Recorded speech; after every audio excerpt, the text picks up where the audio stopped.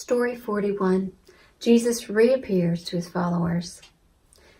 On the way to tell the disciples what the angel had said, the women were the first to encounter the risen Savior.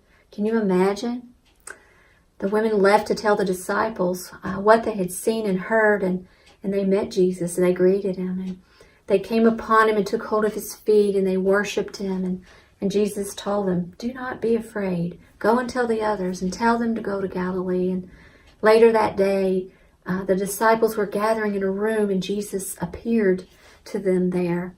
And he showed them the nail scars and where the spear had pierced his side. And they fell down and worshipped him there. And Thomas, he realized that Jesus was the Son of God, and he was the long-awaited Messiah, because he doubted. He wasn't present when Jesus first appeared in that room that day. But Jesus appeared to him later, and he believed. Jesus' death and resurrection fulfilled all of the prophecies of the Old Testament that we spoke of in Story 26. And when God slew the animal to cover Adam and Eve in Story 3, it was foretold that one would die to cover our sin.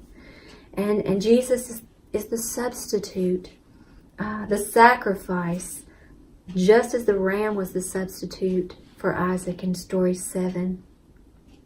You see, all of these stories painted a way, drew a path, and pointed to Jesus as God's Son, the Savior of the world.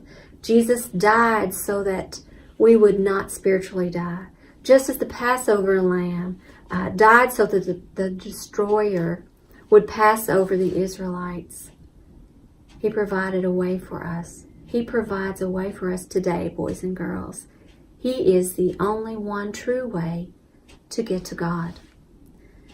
Why did he die and rise again? For you and for me.